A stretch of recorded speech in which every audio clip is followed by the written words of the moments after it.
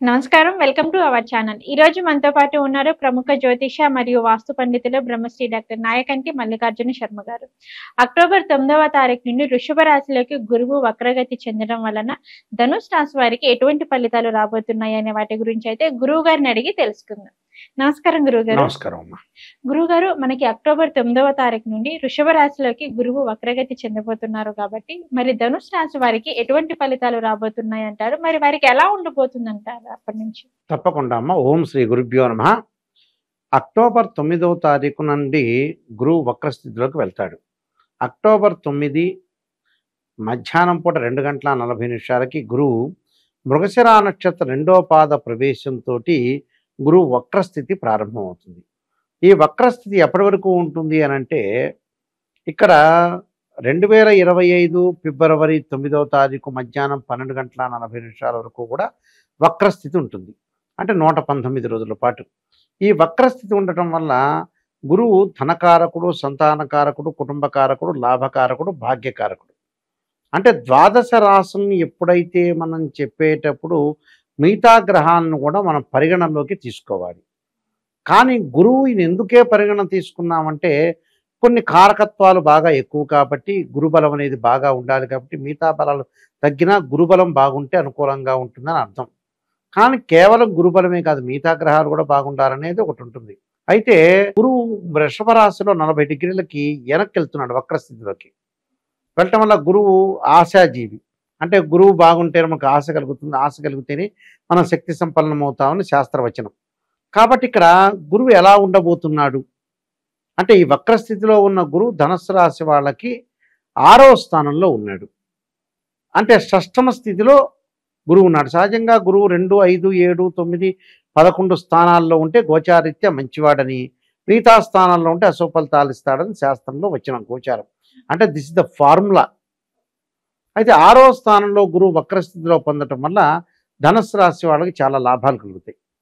ఎలాంటి లాభాలు? బంధుమిత్రుల సంపదలతో విలాసాలు చేయటం, ఆ కుటుంబంలో సంతతికి ఉద్యోగము, కుటుంబంలో ఎవరైతే ఉంటారో వాళ్ళకి ఉద్యోగాలు వచ్చే అవకాశం, వివాహ శుభ కార్యక్రమాల యొక్క ప్రయత్నాలు, గౌరవ ఉన్నతమైన పదవులు, దాంతో భూములు, గృహములు, వాహనాలు కొనుగోలు చేయటం, ప్రయత్నాలు అనుకూలించటం, వృత్తి వ్యాపారంలోని అలానే ధర్మ కార్యక్రమాలు చేయటం, అలానే బంధుమిత్రులతో సన్మానం, పిల్లల యొక్క చదువులు ర్యాంకులు పొందే అవకాశం, కోర్టు వ్యవహారాలు, గ్రామీణ వ్యవహారాల యందు కూడా అనుకూలంగా ఉంటుంది. అంటే ఇది అసలు. అంటే ఏదైతే సంతానం లేని వ్యక్తులందరికీ కూడా సంతానం కలగటం, అంటే ఇన్ఫెర్టిలిటీ ఇష్యూస్ అంటారు. అంటే సంతానం లేని వ్యక్తులకి సంతానం కలుగుతుంటుంది. అలానే దానితో పాటు వివాహం కానీ వ్యక్తులు ఎవరైతే ఉంటారో మంచి సుసంపన్నమైన కుటుంబం నుంచి పరివర్తన కలిగిన వ్యక్తి కానీ, మంచి డబ్బులున్న ఆస్తిపరుడు కానీ, అమ్మాయి కానీ అబ్బాయి కానీ రావటం ఒకటి. ప్రేమించుకున్న యువతి యువకులు ఎవరైతే ఉంటారో పెద్దలను ఒప్పించి వివాహం చేసుకునే అవకాశం అనేది ఎక్కువగా ఉంటుంది. అంటే బంగారు ఆభరణాలు కొనుగోలు చేస్తారు వీళ్ళు. శత్రులు మిత్రులుగా మారిపోతారు వీళ్ళకి. సంతానం ద్వారా కొన్ని శుభవార్తలు వినటం ఒకటి. భూమి, గృహాలు, పొలాలు, ఆస్తులు కొనుగోలు చేస్తారు, వాహనాలు కొనుగోలు చేస్తారు, బంగారు ఆభరణాలు కొనుగోలు చేస్తారు. అంటే ఇవన్నీ కూడా వాళ్ళు చేసే అవకాశాలు ఎక్కువ ఉంటాయి. కానీ బంధుమిత్రులతో కొంత కలహాలు వస్తాయి. అంటే బంధువులతోటి మిత్రులతోటి కలహాలు రాకుండా కొద్దిగా కాపాడుకుంటూ ముందుకు వెళ్ళాలి. అంటే ఎలాంటి కక్ష కార్పణ్యాలు లేకుండా, ధనం ఒకళ్ళ కోసం మనం నష్టపోకూడదుగా. గొప్ప కోసం పోయి నేను కూడా ఖర్చు పెడుతున్నానంటే వీడికి నష్టం జరిగే అవకాశాలు ఉంటాయి. అందువల్ల అలాంటి పిచ్చి పనులు చేయకుండా ధనాన్ని కొంత పొదుపు చేసుకుంటూ జాగ్రత్తగా వ్యవహరించుకుంటూ ముందుకెళ్ళాలి. నూతన వ్యాపారాలు ప్రారంభం చేయొచ్చు. నూతనంగా ఏదైతే వ్యాపారాలు ఉంటాయో అలాంటివన్నీ కూడా ప్రారంభం చేసుకుని ముందుకు వెళ్ళొచ్చు. అంటే ఎలాంటి ఇబ్బందికరమైన వాతావరణం అనేది ఉండదు. దాంతోపాటు మంచి చదువుల పట్ల ఆసక్తి పెరగటం ఒకటి. ఆసక్తితో పాటు ప్రత్యేకంగా కోర్టు సంబంధించిన ఏదైనా ఉంటే అన్నదమ్ముల యొక్క గొడవలు కానీ తగాదాలు కానీ పరిష్కరింపబడతాయి. వీళ్ళ వైపు ఫేవరబుల్గా వచ్చే అవకాశాలు ఎక్కువ ఉంటాయి. అంటే ఆస్తి కలిసి వస్తుంది అని అర్థం. అది పిత్రార్జితం కావచ్చు, తల్లి సంబంధించిన ఆస్తి కావచ్చు, లేకపోతే మిగతా ఏదైతే ఆస్తులు ఉంటాయో అలాంటివన్నీ కూడా బాగా కలిసి వచ్చే అవకాశాలు, ఛాన్స్ అనేది బాగా ఎక్కువ ఉంటుంది. కాబట్టి ఇలాంటివన్నీ కూడా పుష్కలంగా జరుగుతాయి. అంటే ఇలాంటివన్నీ కూడా జరిగితే ఉద్యోగంలో ప్రమోషన్ రావటం, పై అధికారుల ద్వారా మన్ననలు పొందడం, అవార్డులు సన్మానాలు బాగా లభిస్తుంటాయి వీళ్ళకి. అలానే నూతన వ్యాపారాలు ప్రారంభం చేయొచ్చు. వాళ్ళకి నూతన వ్యాపారం చేయొచ్చు. ఎమినెంట్ స్కాలర్స్తో బాగా పరిచయాలు కూడా బాగా పెరుగుతుంటాయి. ప్రయాణాల వల్ల కూడా కొన్ని లాభాలు కలుగుతుంటాయి. అంటే ఇవన్నీ మంచి జరిగే అవకాశాలు ఎక్కువగా ఉంటాయి. అంటే ప్రతి దానిలో కూడా వీళ్ళకి మంచి జరగడం ఎక్కువ ఉంటుంది, కానీ నష్టం తక్కువ ఉంటుంది. అంటే 90% వీళ్ళకి లాభం కలిగే అవకాశాలు ఎక్కువ ఉంటాయి ధనుసు రాశి వాళ్ళకి. అనుకున్న పనులన్నీ రీచ్ అవుతారు. గతంలో ఏదైతే పెండింగ్లో ఉన్న పనులన్నీ ఉంటాయో ఆ పెండింగ్లు అన్నీ కూడా ఫిలప్ చేసుకుంటారు. మొండి బాకీలు కొంతమందికి ఉంటాయి. గతంలో మనం ఏదైతే బాకీలు ఇచ్చామో అలాంటివన్నీ రాకుండా ఉంటాయి కొంతమందికి. కానీ ఇక్కడ వచ్చే సూచనలు బాగా ఎక్కువ ఉంటాయి. ఇవన్నీ రావు అనుకుంటారు కదా కొంతమంది వ్యక్తులు. అలాంటి వ్యక్తులకు వచ్చే అవకాశాలు ఎక్కువ ఉంటాయి. ఆటోమేటిక్గా వచ్చేస్తుంటాయి. ఆటోమేటిక్గా వచ్చి ఏదైతే ఉంటుందో వాళ్ళు ఇవ్వరు, మొండి బాకీ ఇవ్వరు, మనం వదిలేసామన్న వ్యక్తులు కూడా మనం దగ్గర తీసుకొచ్చి డబ్బు ఇచ్చే అవకాశాలు ఎక్కువ ఉంటాయి. అంటే ఇవన్నీ వాళ్ళకి జరుగుతుంటాయి. అలానే సంతానం ద్వారా ఏదైతే వాళ్ళకి చేయాల్సిన పేరెంట్స్ ఉంటారో అవన్నీ కూడా ఫుల్ఫిల్ చేస్తారు. అన్నదమ్ములతో సఖ్యత, ప్రతి పనిలో కూడా విజయం సాధించడం, ఇంట్లో శుభ కార్యక్రమాలు, ముఖ్యంగా విదేశాలకు వెళ్ళే అవకాశాలు ఎక్కువగా ఉంటాయి. ఈ 119 రోజుల్లో కూడా విదేశాలకు వెళ్ళడానికి వీళ్ళు ఏదైతే ప్లాన్ చేసుకుంటారో ఆ ప్లాన్ సక్సెస్ అవుతుంది.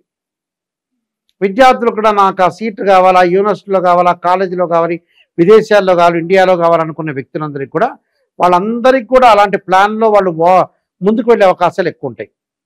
అవన్నీ సక్సెస్ చేస్తారు వాళ్ళు. అంటే వెళ్ళే అవకాశం పుష్కలంగా ఉంటుందని అర్థం. అది కూడా మంచిదేగా, బెటర్ లైఫ్ అనేగా. విలువైన ఆభరణాలు, బంగారు, గోల్డ్ సంబంధించినవి కానీ, సిల్వర్ కానీ, కాపర్ కానీ, గృహ ఉపకరణ వస్తువులు అంటారు, అలాంటివన్నీ కూడా తప్పకుండా వీళ్ళు కొనుగోలు చేస్తారు. దాంతోపాటు ఎలక్ట్రానిక్ గూడ్స్ కొనుగోలు చేస్తారు. అలాంటి టీచర్స్ కానీ, లెక్చరర్స్ కానీ, ప్రొఫెసర్స్ కానీ, బుక్స్ ప్రింటింగ్ వాళ్ళకి కానీ, ఆధ్యాత్మికవేత్తలకు కానీ, ఎండోమెంట్ డిపార్ట్మెంట్ వాళ్ళకి కానీ, వీళ్ళందరికీ కూడా వాళ్ళు చేసే ప్రయత్నం అంతా కూడా అనుకూలంగా ఉంటుంది. అంటే ఇవన్నీ కూడా అనుకూలంగా ఉన్నాయంటే వాళ్ళకి బెటర్గా బాగున్నట్టే అర్థం. అందువల్ల వీటిలన్నింటిలో కూడా వీళ్ళకి పాజిటివ్ రిజల్ట్స్ వస్తాయి. అంటే సమయానికి సరైన నిర్ణయం తీసుకుంటారు, సరైన సూచనలు తీసుకుంటారు, సరైన మార్గంలో వెళ్తారు అని అర్థం. సరైన మార్గంలో వెళ్ళటమే కాదు, వీళ్ళకి ఆ సమయానికి డబ్బు అందుతుంది. బ్యాంకు లోన్లు వస్తాయి వీళ్ళకి. ఏదైతే చేయాలనుకుంటారో దానిలో వాళ్ళు నిర్మాణాత్మకంగా పోషించి గౌరవ మర్యాదలు బాగా కాపాడుకుంటారు. అంటే గౌరవ మర్యాదలు కాపాడుకోవటం అంటే ఇవన్నీ కూడా మనకి గురుబలం వల్లనే జరుగుతాయి. భాగ్యం కలుగుతుంది, లాభం కలుగుతుంది, వివాదాలు తగ్గిపోతాయి. భార్యాభర్తల మధ్యలో వివాదాలు తగ్గిపోయి మ్యూచువల్ అండర్స్టాండింగ్ వచ్చే, బాండింగ్ వచ్చే అవకాశాలు ఉంటాయి. మరికొన్ని పరిహారాలు చేసుకున్నారనుకోండి చాలా బెటర్గా ఉండే అవకాశం ఉంటుంది. ఓకే గురుగారు, మరి ధనుసు రాశి వారు వచ్చేసి ఎటువంటి పరిహారాలు చేసుకుంటే వీరికి బాగుంటుంది అంటారు? ధనుస్సు రాశికి రాశ్యాధిపతి గురువు. ఈ రాశ్యాధిపతి గురువు యొక్క ప్రసన్నం చేసుకోవాలంటే ఆదిత్యాయ సోమాయ మంగళాయ చ బుధాయ చ గురు శుక్ర శనిభ్యచ్చ రాహవే కేతువే అని నవగ్రహాల యొక్క ప్రదర్శన గురువారం రోజున గురువారంలో ప్రాతకాలం తిరగటం ఒకటి. ఆ గురువు విగ్రహం ఉంటుంది నవగ్రహాల్లో. అంటే ఆ గురువు విగ్రహం ఎటువైపు ఉంటుంది చూపు అంటే ఉత్తరం వైపు చూపు ఉంటుంది. ఈ ఉత్తరం వైపు చూపు ఉండేటప్పుడు మనము చక్కగా గురువుకి పంచామృతాలతోటి, పండరసంతో, చెరుకు రసంతో, గంగాజలంతో అభిషేకం చేయటం చాలా మంచిది. దేవానాంచ ఋషీనాంచ గురుకాంచన సన్నిపం బుద్ధిమతం త్రిలోకేశం తమ నమామి బృహస్పతి అనే మంత్రంతో గంగాజలాన్ని, పంచామృతాన్ని, పండ్లరసాన్ని, చెరుకు రసాన్ని పోయటం వల్ల గురువు యొక్క అనుగ్రహం లభించే అవకాశం ఖచ్చితంగా ఉంటుంది. వీలైతే నల్ల నువ్వులు దానం చేయటం చాలా మంచిదమ్మా. ఓకే గురుగారు, ధనుసు రాశి వారికి వచ్చేసి గురువు వక్రగతి చెందడం వలన ఎటువంటి ఫలితాలు రాబోతున్నాయి, వారికి ఎలా ఉంటుంది అనే వాటి గురించి అయితే తెలియజేశారు. నమస్కారం గురువు. నమస్కారం అండి.